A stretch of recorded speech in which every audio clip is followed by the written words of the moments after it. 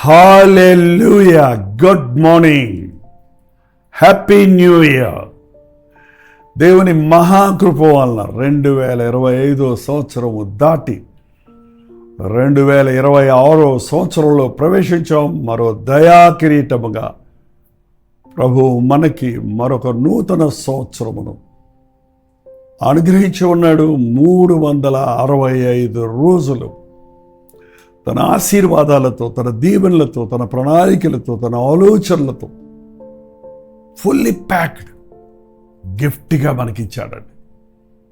మనం ఎలా వాటిని ఉపయోగించుకుంటామో, ఎలా వాటిని నమ్ముతామో, ఎలాగూ ఆయన చిత్తాన్ని ఎరుగుతామో, ఏ రోజుకు ఆ రోజు ఆయన వైపు చూచి ఆయన ఇచ్చు దీవెనలు పొందుతామోనన్నది మన మీదనే ఆధారపడి ఉన్నది. మన హృదయంలో దేవుని స్తుతిస్తూ అనుదినము ఆయన గడప యొద్ద కనిపెట్టడం నేర్చుకుందాం. చిన్న ప్రార్థనతో ఈ నూతన సంవత్సరంలో ఒక వాగ్దానాన్ని ధ్యానిద్దాం. పరిశుద్ధుడా, నీకు వందనములయ్యా. ప్రతిదీ కొత్తగా చేసే దేవుడివయ్యా, నూతన పరిచే దేవుడివయ్యా, నూతన బలమిచ్చేవాడివి, నూతన శక్తి ఇచ్చేవాడివి, నూతన దీవెనలు ఇచ్చేవాడివి.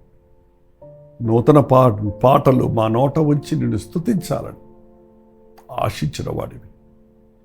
స్తుతి కృతజ్ఞతలతో ఈ కొత్త సంవత్సరంలో ప్రవేశించి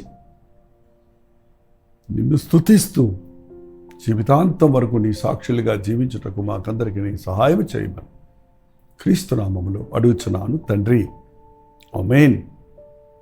దేవుని స్తోత్రం. ఎంతమందికి హ్యాపీ న్యూ ఇయర్ చెప్పారండి? హ్యాపీ న్యూ ఇయర్ అని చెప్పే ముందు దేవుని కృపను గుర్తు చేసుకోండి. దేవుని కృపను, దేవుని ప్రేమను ఇతరులకు జ్ఞాపకం చేయటం కూడా మర్చిపోకండి. యెషయా గ్రంథము 43వ అధ్యాయము 19వ వచనం చదువుతున్నాను, వినండి. యెషయా గ్రంథం 43:19. ఇదిగో నేను ఒక నూతన క్రియ చేయుచున్నాను, ఇప్పుడే అది మొలచును. మీరు దాన్ని ఆలోచింపరా? నేను ఒక నూతన క్రియను చేయుచున్నాను. నూతన సంవత్సరములో నూతన క్రియలు చేయడానికి దేవుడు ఆశిస్తున్నాడండి. క్రీస్తులో మనం ముందుకు సాగుతున్నప్పుడు నూతనత్వం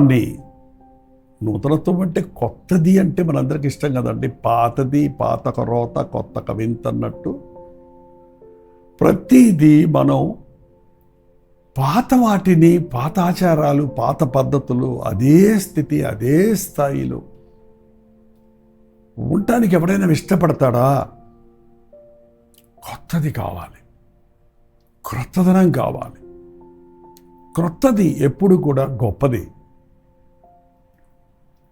ఉన్న ఇంట్లో నుంచి కొత్త ఇంట్లోకి మారారంటే అది బెస్ట్ ఇల్లే కదా. పాత కారు అమ్మి కొత్త కారు కొనుక్కున్నారంటే దానికంటే మెరుగైందే కదా. ఈ వస్తువాహనాలు కావాలంటే నువ్వు కొనుక్కుంటావు, కానీ నూతన బలము, నూతన శక్తి, నూతన ఆరోగ్యము, నూతన యవ్వనాన్ని ఇవ్వగలిగిన వాడు ప్రభు. నూతన సంతోషాన్ని కలుగజేసేవాడు ప్రభు. ఇదిగో నేను ఒక నూతన కార్యము చేస్తున్నాను, కొత్త పని చేస్తాను నీ జీవితంలో. మునుపటి కంటే, ఇంతకుముందు నీవెప్పుడు ఎరుగనిది, అనుభవించనిది, నీవు ఊహించనిది, నీకు లేనిది నేను ఇవ్వబోతున్నాను ఈ సంవత్సరంలో అన్నాడండి. మీరెరుగని మార్గంలో నేను మిమ్మల్ని నడిపిస్తా. అది ఉన్నతమైన మార్గం. ఇదిగో నేను ఒక నూతన క్రియ చేస్తున్నాను. ఇంక మీరు వెనకటి కూర్చొని ఆలోచించుకోకండి. 16వ వచనం 18వ వచనం చూడండి. మునుపటి వాటిని జ్ఞాపకం చేసుకోకండి, పూర్వకాలపు సంగతులను తలంచుకోకండి. ఆ జరిగిపోయిన సంవత్సరాల్లో నువ్వు పడ్డ బాధలు, నువ్వు పడ్డ వేదనలు, నువ్వు పడ్డ దిగులు, నీకున్న దరిద్రం, నువ్వు అనుభవించిన నిందలు, అపనిందలు, అవే గుర్తు చేసుకొని కుమిలిపోతూనే ఉంటారంటండి కొంతమంది. నిన్నటి దాని గురించి ఆలోచించడం వల్ల ఏ ప్రయోజనం లేదు. నిన్నటి దాని గురించి చింతించటం వల్ల మరింత నీవు కృంగిపోవటమే తప్ప ప్రయోజనం లేదు. వెనుకున్న వాటిని మరచి ముందున్న వాటి కొరకు వేగనబడమన్నాడు పౌలు. మునుపటే మర్చిపోండి. అయ్యిందేదో అయ్యింది, తప్పులో పడ్డావు, పాపం చేసావు, ప్రభు క్షమించాడు కదా, ఆయన క్షమించి మర్చిపోయాడు, నువ్వెందుకు మళ్ళీ గుర్తు చేసుకుంటున్నావు? అవును, మరి వాడు దుష్టుడు మన గతాన్ని గుర్తు చేసి మనల్ని వెనక్కి లాగడానికి ప్రయత్నిస్తాడు. అందుకే ప్రభు వైపు చూడు, అపవాదిని ఎదురించు. ఇదిగో నేను ఒక నూతన కార్యం చేయుచున్నాను, మీరు దాన్ని ఆలోచించండి. ఏంటంట? నేను అరణ్యములో త్రోవ కలుగు చేయుచున్నాను.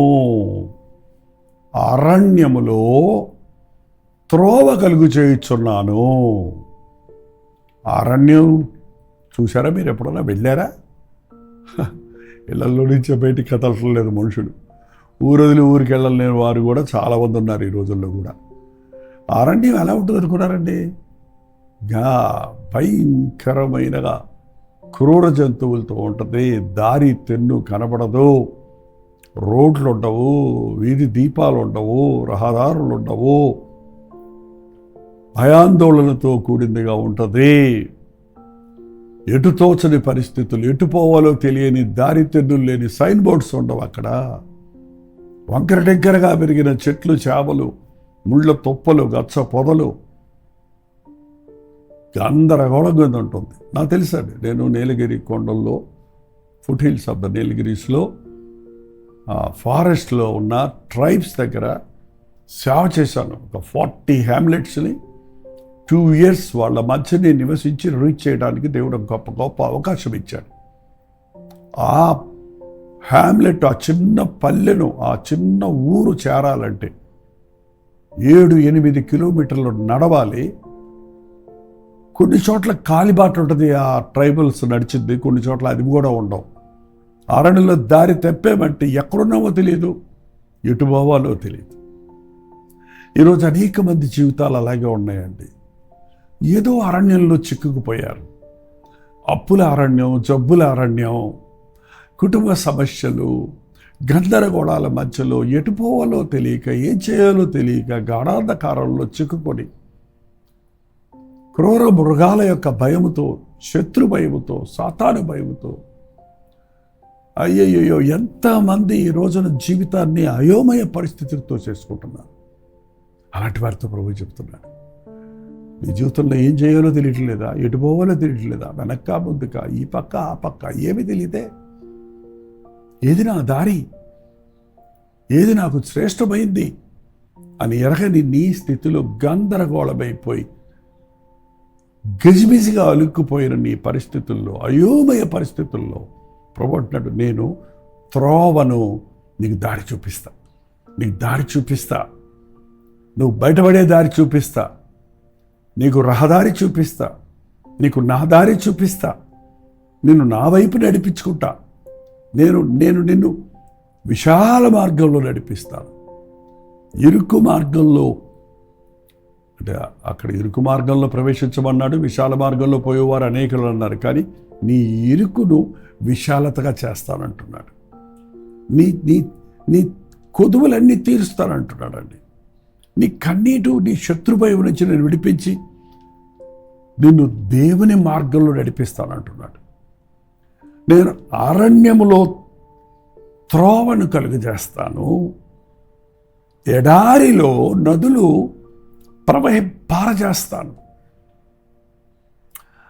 ఆ బతుకు ఎడారైపోయిందండి, ఎండిపోయానండి, చిగురు లేదండి, నా గర్భం ఎండిపోయింది, శిశువు లేదండి, నా ఎముకలు ఎండిపోయినాయి, నేను క్యాన్సర్తో బాధపడుతున్నా, బోన్ మారోతో బాధపడుతున్నా, నా బ్రతుకు ఎడారైపోయింది, నా భర్త నన్ను వదిలేశాడు, నా బిడ్డలను వదిలేశాడు, నా కుటుంబం కూలిపోయింది, నా కుటుంబం కూలిపోయింది, నేను అనవసరమైన వాటిలో పెట్టుబడి పెట్టి దివాళా తీశాను, అప్పుల్లో పడిపోయాను, లక్షల అప్పుల్లో పడిపోయారని ఎందరో చెప్తుంటారండి. ఇంకా నాకు మరణమే శరణ్యమని వారు ఎందరో ఉన్నారండి. నాకు తృప్తి లేదు, నాకు సమాధానం లేదు, నాకు ఆరోగ్యం లేదు, నా బతుకు ఎడారి, ఎండిన స్థితి, ఫలము లేదు, ప్రయోజనం లేదు అనే పరిస్థితుల్లో గత సంవత్సరం అంతా మీలో ఎవరన్నా ఉన్నారేమో. ఈ నూతన సంవత్సరంలో ప్రభు నీకు ఇస్తున్న వాగ్దానం, నీ బతుకులో ఉన్న ఎడారులలో నేను నీకు నదీ ప్రవాహాలను, నదులను పారజేస్తాను, గుక్కెడు నీళ్ళు ఇస్తానంటున్నా, నీకు సమృద్ధిని ఇస్తాను. నది పారుతూనే ఉంటుందండి. నదిలోని నీరు చాలా శ్రేష్టమైనవి, ఫిల్టర్ అవుతూనే ఉంటాయి. అవి త్రాగడానికి ఉపయోగకరమైనవి, అవి మన చుట్టూ పచ్చదనాన్ని ఇవ్వడానికి, మనకు చల్లని గాలిని ఇవ్వడానికి, మనకు సేద తీర్చడానికి దేవుడు తన ఆశీర్వాదాల వర్షం కురిపిస్తానంటున్నాడు. ఈ నూతన సంవత్సరంలో నీ అరణ్య జీవితంలో నుండి నీకు విడుదల, నీ బానిసత్వంలో నుండి నీకు విడుదల, నీ ఇరుకులు ఇబ్బందుల్లో నుంచి నువ్వు బయటకు వచ్చే త్రోవ దేవుడు చూపిస్తానంటున్నాడు. ఎండిపోయిన నీ జీవితంలో, ఎడారైపోయిన నీ బ్రతుకులో, నిరుత్సాహంతో, నిస్పృహతో నిండిపోయిన నీ బ్రతుకులో నేను ఆశీర్వాదపు జల్లులు కురిపిస్తా, నేను నదులను పారజేస్తానంటున్నాడు. Hallelujah. Hope for the best. దేవుడి దగ్గర నుంచి గొప్ప వాటి కొరకు ఎదురు చూడండి. అదే దుఃఖం, అదే వేదన, అదే సమస్యలు, అదే చిక్కులతో ఇంకొక్క నిమిషం కూడా ఉండొద్దు. ఇదిగో నేను ఒక నూతన కార్యము చేయుచున్నాను, ఇప్పుడే అది మొలుచును, ఇప్పుడే, from this moment. I'll tell you, dear people, ఈ క్షణములో మీరు ఈ మాట వింటున్నప్పుడే విశ్వాసంతో అంగీకరిస్తే ప్రభువుని, ఆయన చిత్తానికి మీ జీవితాన్ని అప్పగించుకుంటే, ఆయన వైపు చూచి మీరు విశ్వసిస్తే, ఇప్పుడే as you pray, the work of the Holy Spirit starts in your heart. నీ హృదయంలో పరిశుద్ధాత్మని కార్యం ప్రారంభమవుతుంది.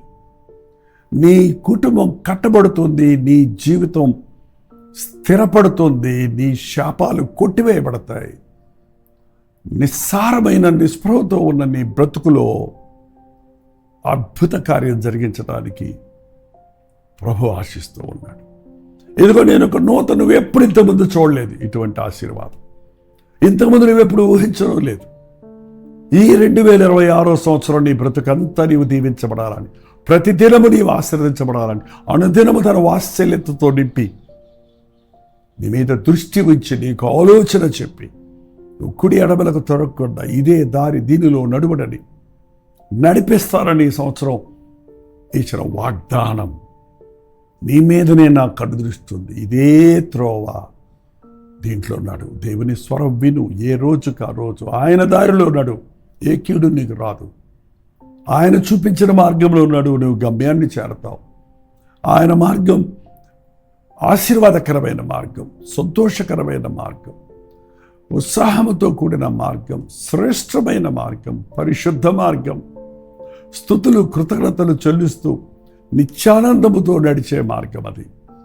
అయ్యా, చాలయ్యా, గత దినాల్లో నేను పడిన దుఃఖము, వేదన, ఇదిగో ఈ రోజు నుండి నీ దుఃఖ దినములు సమాప్తమైనవి, ఇది మొదలుకొని నేను ఆశీర్వదిస్తానన్న ప్రభు, నేను నూతన క్రియ చేయుచున్నాను. ఇప్పుడే ఇది నీలో ప్రారంభమవుతుంది. ఆలోచించు, నమ్ము, విశ్వసించు. నీ బ్రతుకు అరణ్యములో నుండి సస్యశ్యామలమైన పాలు తేనెలు ప్రవహించే దేశమునకు నడిపిస్తారని ఆనాడు ఇశ్రాయేలుకు చెప్పినట్లుగా సమృద్ధికరమైన, సంతోషకరమైన దైవ దర్శనములతో కూడిన, దేవుని సన్నిధితో కూడిన ప్రతిరోజు నీకు ఇవ్వాలని ప్రభువు ఆశపడుతున్నాడు. ఎండిపోయిన నీ బ్రతుకును చిగురింపజేయాలని, పోగొట్టుకున్న నీ దీవెనలన్నింటికి రెండంతల ప్రతిఫలం ఇవ్వాలని, నువ్వు 30 60 100 ఫలించువారిగా వర్ధిల్లాలని దేవుడు నిన్ను దీవిస్తున్నాడు. దేవుడు నీకు సహాయం చేయను గాక. ప్రార్థన. పరిశుద్ధుడా, నీకు వందనములయ్యా. అవునయ్యా, మా జీవితాల్లో గమ్యం లేని వారిగా ఉన్నాం. ఎప్పటికప్పుడు మేము ఎండిపోతున్నామయ్యా, ఎప్పటికప్పుడు మేము ఆగిపోతున్నామయ్యా, ఎప్పటికప్పుడు మేము చతికిలబడిపోతున్నామయ్యా. గతాన్ని తలుచుకొని కుమిలిపోయేవారిగా కూర్చుండిపోక యేసు వైపు చూస్తూ సాగిపోయేవారిగా ఉండడానికి ఈ నూతన సంవత్సరం మా జోలికి అపవాది రాకూడనట్లు నీ దూతలను కావలి వచ్చునా నీ రెక్కల చాటున మమ్మల్ని దాయి తండ్రి. రోగముల నుండి, కీడు నుండి, సమస్యల నుండి, పాపము నుండి, శోధన నుండి, సాతాను పన్నాగముల నుండి, వాడి కుయుక్తుల నుండి, వాడి తలంపుల నుండి నీ బిడ్డలను కాపాడము తండ్రి. నీవే మా కాపరిగా ఉండి, నీవే మా తోడుండి, నిన్ను వెంబడించు వారిగా ఫలించి అభివృద్ధి పొంది మా చుట్టూన్న వారికి దీవెనకరంగా ఉండినట్లుగా ఈ అనుదిన ధ్యానాన్ని వీక్షిస్తున్న ప్రతి ఒక్కరిని కూడా దీవించమని క్రీస్తు నామములో అడుగుచున్నాను తండ్రి. ఆమేన్. తండ్రి అయిన దేవుని యొక్క ప్రేమయు, కుమారుడైన క్రీస్తు యొక్క కృపయు, ఆదరణకర్త అయిన పరిశుద్ధాత్మ యొక్క సహవాసము కూడి వచ్చిన మనందరికీ ఇప్పుడును సదాకాలం తోడయుండును గాక. ఆమేన్. దేవుని స్తోత్రం. మీరు ఎక్కడెక్కడ నుంచి చూస్తున్నారో మీ పేరు, ఊరు, లైవ్ చాట్లోకి వచ్చి టైప్ చేయండి. మరి happy new year, happy new year once again. May God bless you abundantly. May God his guide you according to his will in every step of your life. తప్పకుండా మీకోసం ప్రార్థిస్తున్నాం, మా కోసం కూడా ప్రార్థించండి. నూతన సంవత్సరంలో దేవుడు ఆశించిన స్థాయిని మనం చేరుకుందాం. డాక్టర్ దీపాలు యూట్యూబ్ ఛానల్ మీరు సబ్స్క్రైబ్ చేసుకోకపోతే సబ్స్క్రైబ్ చేసుకోండి. లైక్ చేయటం, షేర్ చేయటం మర్చిపోకండి.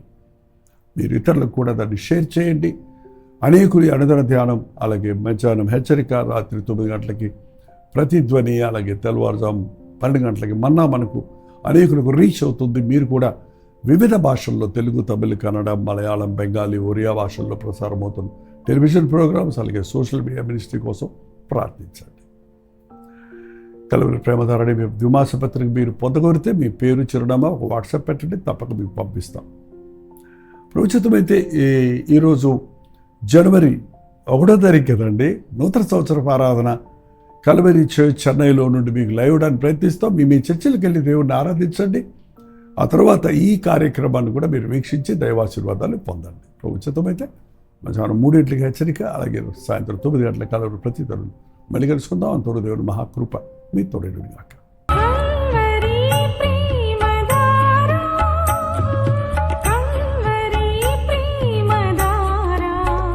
కల్వరి ప్రేమధార అనే మా ద్విమాస పత్రికను ఈ మధ్య త్రైమాస పత్రిక అంటే 3 నెలలకి ఒక్కసారి మాత్రమే ప్రింట్ చేయగలుగుతున్నాం.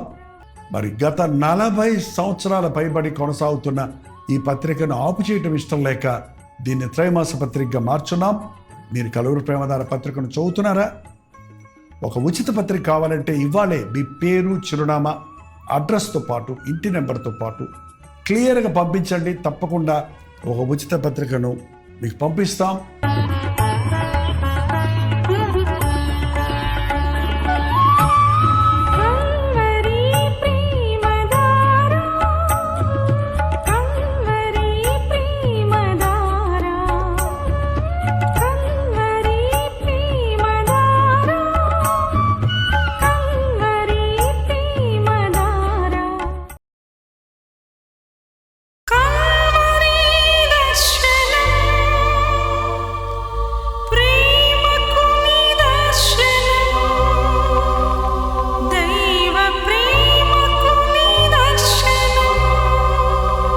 తెలుగు, తమిళ, హిందీ, మలయాళం, బెంగాలీ, ఒరియా అనే 6 భాషల్లో టెలివిజన్ ప్రోగ్రామ్స్ కొనసాగుతూనే ఉన్నాయి.